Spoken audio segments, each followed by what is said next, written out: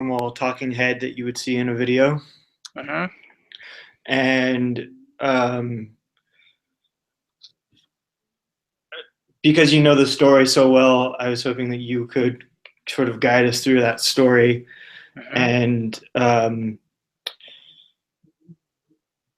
because I have some of these sporting images, and I think text on screen and some other material media wouldn't be enough. So I thought it'd be really helpful to hear from you.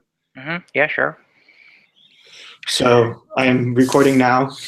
Okay, yeah. So, Can I ask you a favor? Do you have any can you pull back the screen a little bit? And like yeah, that looks good. Can that. you move it down, just frame yourself a little bit? So when you sit back down, yeah, that looks good. Mm-hmm. Yeah, sure. Okay. Yeah. Is that all right for Maybe you? I could move. Yeah. Do you want to tilt the screen down just a little bit? Perfect. That looks better. Yeah, sure. Otherwise, it's just this of your Mm-hmm. face. Oh, Yeah. And so when my phones are on flight mode, because I don't want to get interrupted. yeah. Good. Good call. Mm-hmm. Okay. So do you want to just start by giving me an overview about the story and how you are involved in it? Yeah, sure. Um, I work as a reporter at the Christian newspaper called Dagen in Stockholm, and I'm responsible for covering um, the Orthodox churches in Sweden in general, how they live, what they do, and what is happening within that community. And while I've been covering this topic, I've realized that there are a lot of people coming here, and more from the Middle East, from Afghanistan, from Syria, from Iraq, Mhm. and they come here thousands every year, and they most of them in the end eventually stay here.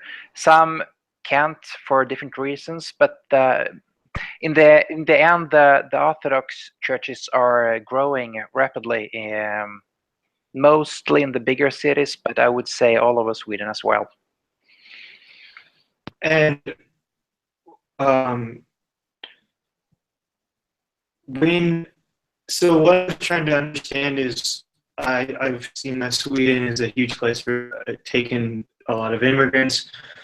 Um, but do you think there's a special characteristic about Sweden and its culture that appeals to immigrants beyond just meeting their needs as a place to immigrate to? Mhm. I would say that, well, obviously there is something special about Sweden that attracts all of these people, and I think it has something to do with the fact that Sweden in the past we have been mostly generous to people. We had this Prime Minister Ulf Palme, who was a social democrat. He was assassinated back in 1986, but while he was the Prime Minister, Sweden got a good reputation in a lot of these countries. And we still do. And then a lot of people have moved here back in the 60s, 70s, 80s, and Mhm. a lot of these people, they have lived here since then, but they still have a lot of relatives back home. I got a colleague of mine. She was born in Lebanon, but moved here while she was a kid, and she has grown up here. But she's got her cousins and everything back there, so she goes there with her family every year to visit them, and so on. And so a lot of people, they talk to their relatives every week. They send letters, and they Skype, FaceTime, and so on. So the connection between the people in the Middle East, in this example, for this in this example, and their relatives and the family members in Sweden are the connections are quite strong, even though they haven't lived in the same country for a long time. And are obviously the story about the Orthodox Christians is there a bigger percentage of Orthodox Christians coming from the Middle East to Sweden, or is it the same amount as Muslims as well that are coming to the country? Well, actually, we're not allowed to ask people about their religion when they come to Sweden. We would love for the immigration agency to do that, but they're not allowed to ask. So why is that? Is there a fear there? Yeah, well, because we got the religion of freedom in Sweden since 1930, it's been forbidden it's illegal to ask people about those questions. So they don't know anything about the religion or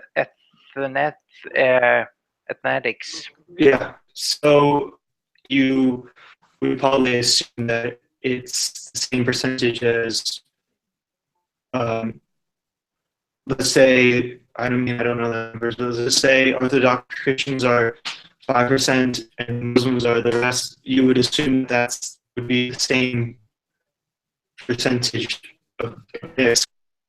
Yeah, I think so, but I wouldn't swear on it because it could be so. But from what I know, I mean the Orthodox churches are growing, and so a lot of the refugees coming here are obviously Orthodox Christians, and also the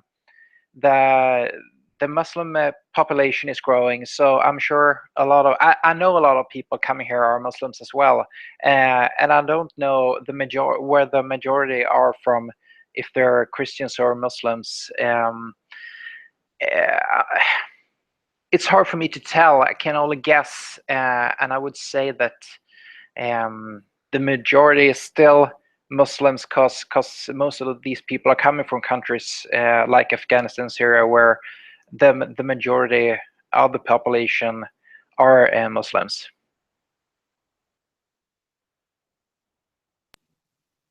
Okay.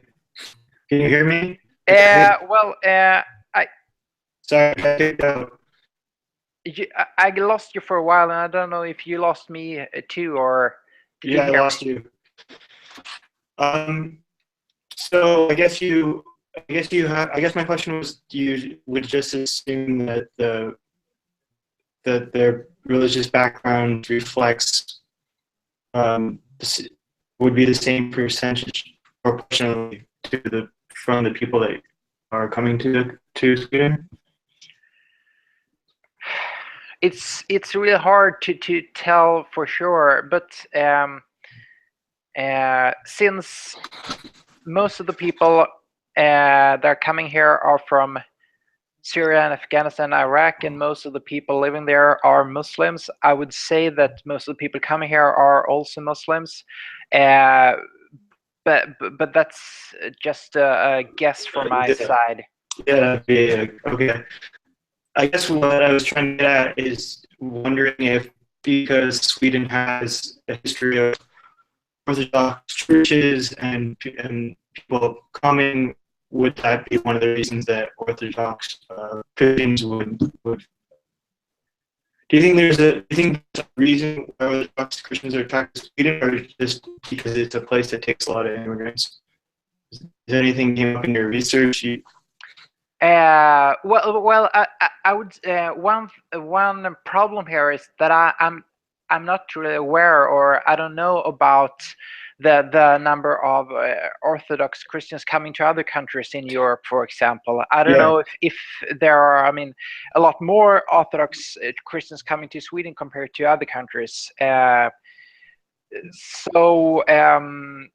I'm sure, because that's what I hear from refugees coming here, that they have they think a lot about good things about Sweden, the Swedish society, and I'm sure they know from their relatives and the people that they are in contact with here that the churches are alive, working, attracting a lot of people, and I think it's a mix.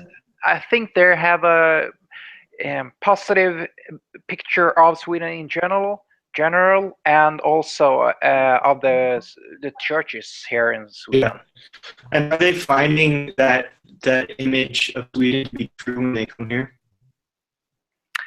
From what I hear, yes, they do. However, I mean, there are some challenges, of course, here. For example, I know that many of these Orthodox churches around Sweden are, in a way, struggling to be a part of the so-called, I mean, the Swedish churches that have been here for a long time, who in general are not populated by people who have moved here as adults, in churches who where the members are mostly people who have grown up here in Sweden, and so there's a tension between those those two family of churches, those that attract mostly